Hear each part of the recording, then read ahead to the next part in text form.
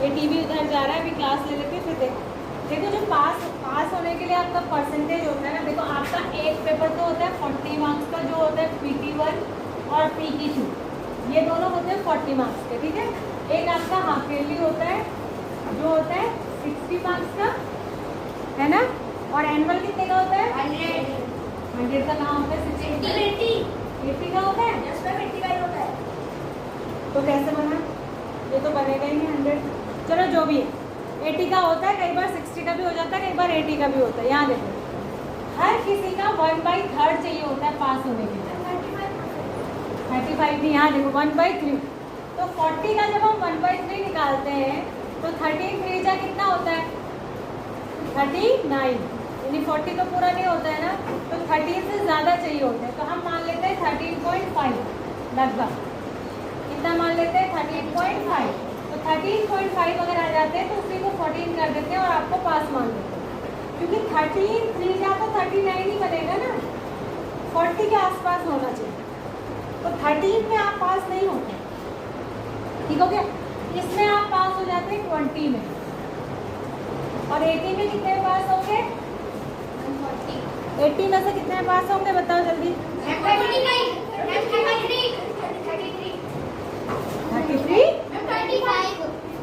में से 33 में होते हैं, किसमें से बताओ? 26.5, यानी 27 के लगभग पास होते हैं, ठीक है। समझ में आ गया? तो जिन बच्चों के 14 या उससे ज़्यादा नंबर है वो पास है, जिनके 14 से कम नंबर है PT1 में वो पास नहीं है। अब मैं आपको जैसे पेपर सॉल्व करके बता रही हूँ, आपको बिल्कुल वैसे ही करना है कॉपी में इस पेपर को सॉल्व। ऊपर आप लिखेंगे, जिसको डाउट होगा वो नोट कर लेना, सॉल्यूशन ऑफ PT1। क्या लिखेंगे? Solution of PT1, periodic assessment 1। उसके बाद आपने काम जो है वो सेक्शन वाइज करना है। सेक्शन ए, ठीक है। तो आपने कैसे करना है? देखो जैसे मैं बता रही हूँ वैसे करना, ध्यान देना क्लास, जैसे मैं बता रही हूँ वैसे ही करना है। क्वेश्चन नंबर 1, पहले आपको क्वेश्चन भी लिखना है, रिकॉग्नाइज द पैटर्न, इतना भी लिख सकते हैं आप, केवल रिकॉग्नाइज द पैटर्न, इतना ही लिख दीजिए। और उसके बाद आपने डायरेक्ट आंसर नहीं लिखना है, पैटर्न भी लिखना है। मुझे कैसे पता चलेगा? इसके आगे आपने लिखना है ऑल वंस, फिर आपने लिखना है दूसरा जो था 1 2 3 4, इसमें आपने लिखना है काउंटिंग नंबर्स, या इसको आप अगर नेचुरल नंबर्स भी लिख देंगे तो भी नंबर मिल जाते हैं, पर काउंटिंग नंबर्स लिखना है। बुक पे काउंटिंग नंबर दिया है, फिर है 1 4 9 16, उसके बाद आपने लिखना है स्क्वायर नंबर्स। कौन कर? उसके बाद अगला 1 8 27 64, इसमें आपने लिखना है क्यूब नंबर्स। ये है पहले के आंसर। बिल्कुल इसी तरीके से आपने कॉपी में करना है। जिसको आइडिया नहीं आया वो वीडियो भी देख सकते हैं, मैं आज डालूंगी इस वीडियो को, टाइम मिला तो। फिर है क्वेश्चन नंबर 2। क्वेश्चन नंबर 2 में आपको मैच द फॉलोइंग करना है। आपने क्या करना है, जो जिसका आंसर है उसके आगे लिखना है। जैसे पहला है 90 डिग्री, तो इसका आंसर आप ऐसे लाइन से नहीं मिलाना है, आपको सीधे लिखना है राइट एंगल। क्या लिखना है? Right angle. दूसरा है लेस देन 90, इसके आगे आपको लिखना है एक्यूट एंगल। मुझे बिल्कुल ऐसा ही सॉल्व चाहिए। देखो मैं बार बार कह रही हूँ बेटा आप गलती मत करना, फिर मैं नहीं तो फिर बहुत डांट पड़ेगी तुम्हें। तीसरा है बिटवीन 90 डिग्री एंड 180 डिग्री, ये होता है ऑपोजिट एंगल। फिर है 180 degree exact straight line angle. और फिर लास्ट में है ग्रेटर देन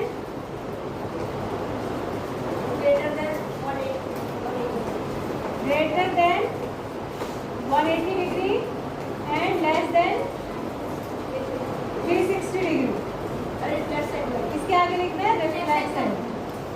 ऐसे करके ही पहले 2 क्वेश्चन सॉल्व हो जाएंगे। क्लियर है?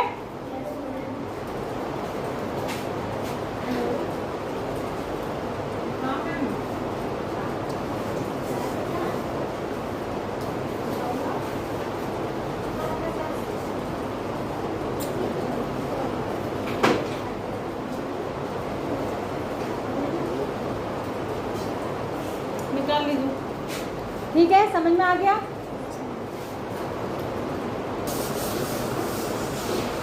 अगला क्वेश्चन देखिए, circle the super cells and given. मैंने क्या कहा बेटा, आपको उधर नहीं देखना है, वो आपका काम नहीं है ना, आप इधर देखिए।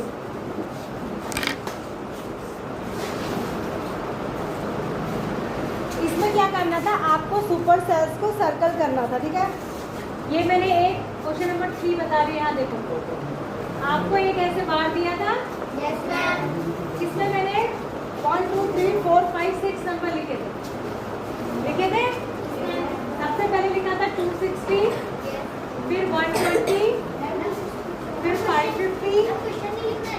क्वेश्चन लिखना है 700, 990। यहाँ देखो, इसमें सुपर सेल कौन कौन से वाले थे? एक नहीं, सुपर सेल वो होते हैं जिसके दोनों साइड उससे छोटे नंबर हैं। अब ये भी सुपर सेल इसलिए होगा क्योंकि इसके एक साइड छोटा है और दूसरी साइड कुछ भी नहीं है, लास्ट नंबर है, तो ये भी सुपर सेल होगा। तो एक ये होगा, दूसरा ये होगा, इसके दोनों साइड इससे छोटे हैं, और तीसरा ये होगा। कई बच्चों ने 700 लिखा है, तो 700 नहीं होगा क्योंकि 700 में एक साइड तो इससे छोटा नंबर है, एक साइड इससे बड़ा, तो बड़ा नहीं होना चाहिए। ठीक है, तुम उधर ही देख लो, तुम्हें भेज दूँ टीवी उठाने के लिए, तुम लेके जाओगे टीवी? इनको मना कर देते, तुम ले जाओ। मैंने कहा इधर कंसंट्रेट करो। अगला देखो, what is the line segment? इसका मैंने कल बताया था, बताइए जरा क्या बताया था? Line segment is a line segment is a line that has two end point. Which has Two end point is known as line segment. 2 end points. अब और यहाँ ये भी लिख सकते हैं line segment is a line between two end points. हाँ, अब यहाँ सुनो, line segment is a line, he line segment. हाँ ठीक है, चलो मान लेते हैं ये भी। एंड पॉइंट को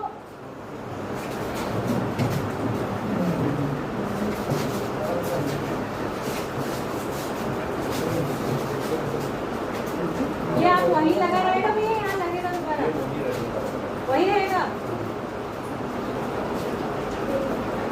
यहाँ देखो, इसमें एंड पॉइंट को कई बच्चों ने एंड पॉइंट लिखा है, ये एंड पॉइंट नहीं है, एंड पॉइंट। एंड माने आखिरी।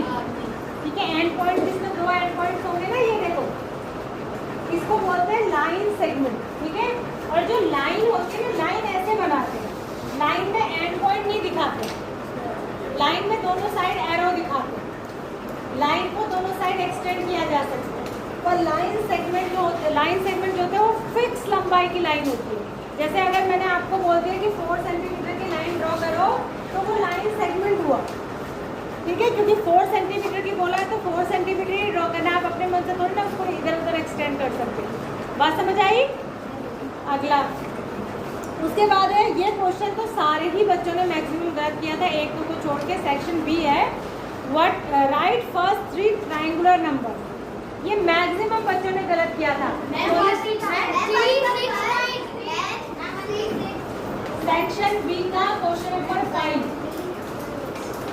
क्या लिखते थे? ट्रायंगुलर नंबर्स कितने? First 3 triangular numbers.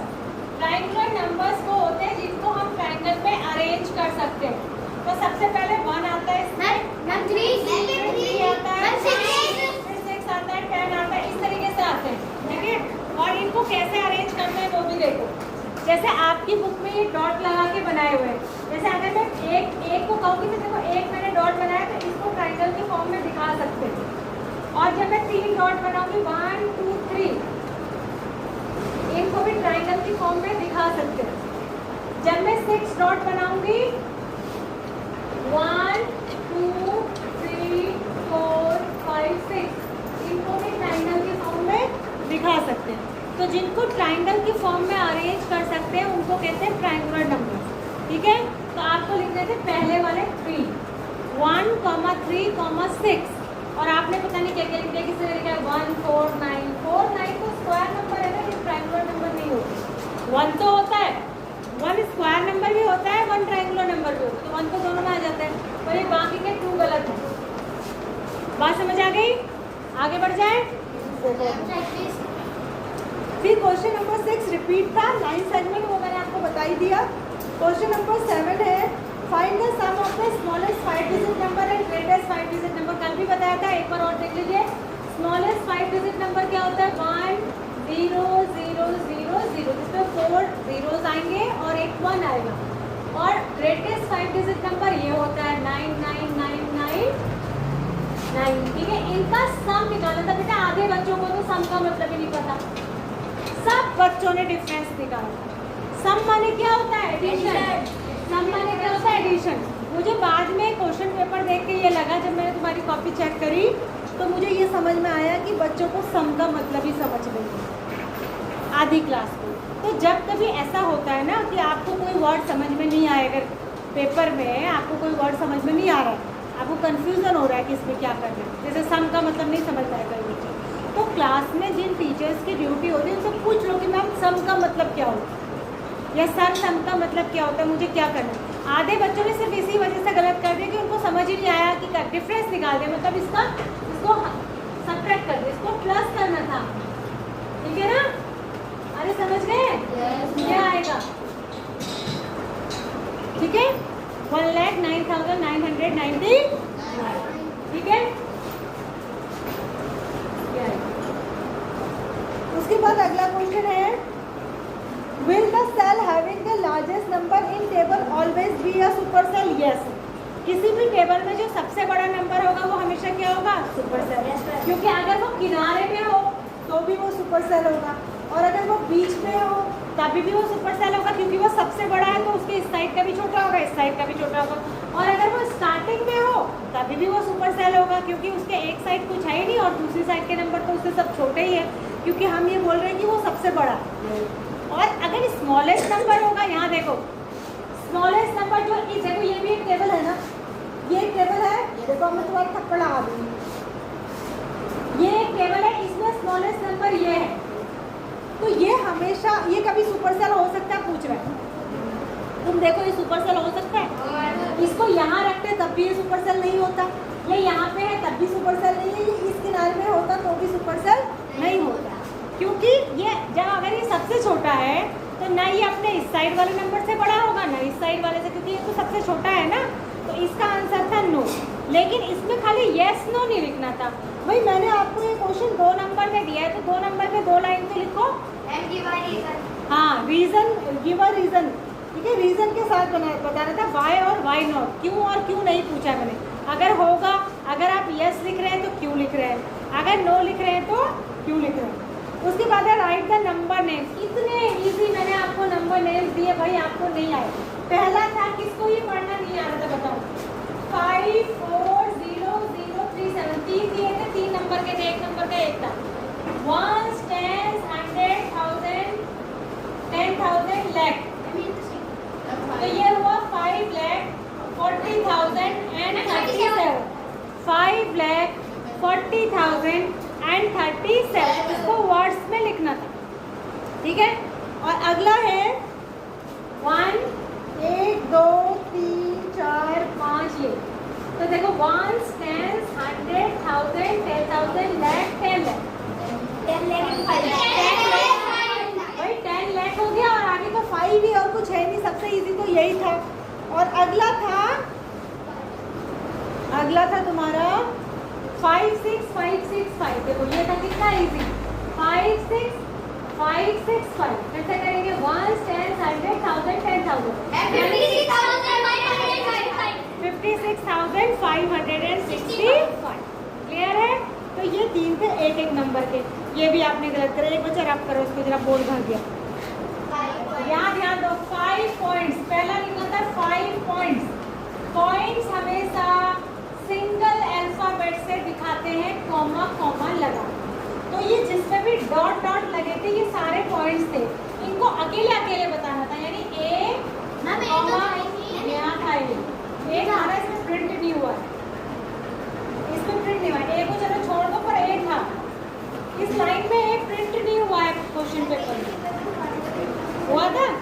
हाँ, तो देखो पॉइंट कौन कौन से होते हैं, आपको 5 पॉइंट बताने थे, इसमें बहुत सारे हैं, कोई से भी 5 बता देते, A comma B comma C comma D comma E, comma comma लगा के सिंगल अल्फाबेट से आपको बता देते, ठीक है। उसके बाद है अ लाइन, आप ध्यान से सुनो, लाइन वही होती है जिसके दोनों साइड एरो होता है। तो आपने लाइन लिखनी थी DB, क्योंकि इसमें इस साइड भी एरो है और इस साइड भी। तो लाइन कौन सी होती? DB। ए नहीं है? अच्छा चलो कोई बात नहीं, ए को हटा दो, कुछ और लिख दो। तो ए नहीं है तो बी से शुरू करा के इसने। DEOCB। कोई बात नहीं, तो सी लिख दो। सी भी क्या बच गया? DEO लिख दो। ओ ठीक है, ए नहीं है तो देखो इतना तेज है, इसका फटाक से बुक करो, इसको पता है। कोई बात, ठीक है, अच्छी बात है ये। अगर उसको क्वेश्चन याद है तो बहुत अच्छी बात है कि बुक में भी ए नहीं, ठीक है। कोई नहीं, जो थे उसमें भी 5 पॉइंट थे। लाइन आपको लिखनी थी D and B, क्योंकि लाइन के लिए आपको ये चेक करना था कि इसमें दोनों साइड क्या होना चाहिए? एरो होना चाहिए। तो लाइन होगी DB। कौन सी होगी? DB। उसके बाद था 4 रेज। अब रेज का सुन लो, ये सभी बच्चों ने गलत करा है। 4 रेज। रेज में एक साइड तो डॉट होना चाहिए, एक साइड एरो। तो रेज सारी यही से शुरू होंगी ज्यादातर। एक हो गई OD कह लो, चाहे OD कह लो, OE भी कह सकते हैं। एक हो गई OD। एक और इसको ऐसे दिखाना था, ऊपर से एक साइड एरो लगा। Ma'am OC। दूसरी हो गई OC। Ma'am OB। OE। अरे तो ई वाली लाइन आगे जा तो रही है, ठीक है, समझ में आ रहा है? तो ये हो गया। उसके बाद OB हो गया, OC हो गया, OE हो गया, OD हो गया, सब रे में आएंगे, क्योंकि हम ये शुरू यहाँ से करें। शुरू यहाँ से करें, आगे जाके इस लाइन में क्या है? एरो। बात समझ में आ रही है? अब आगे अगला था 5 लाइन सेगमेंट। लाइन सेगमेंट में दोनों साइड एंड पॉइंट होने चाहिए। लाइन सेगमेंट में दोनों साइड क्या होने चाहिए? बस जिसमें नाम लिखा है वो सब लाइन सेगमेंट। जैसे OE, ये भी लाइन सेगमेंट हुआ। OD भी लाइन सेगमेंट हुआ। और EB भी लाइन सेगमेंट हो जाएगा। OC भी हो जाएगा। OC रे भी होगी और लाइन सेगमेंट। वैसे कोशिश ये करिए कि आप ये वाला ना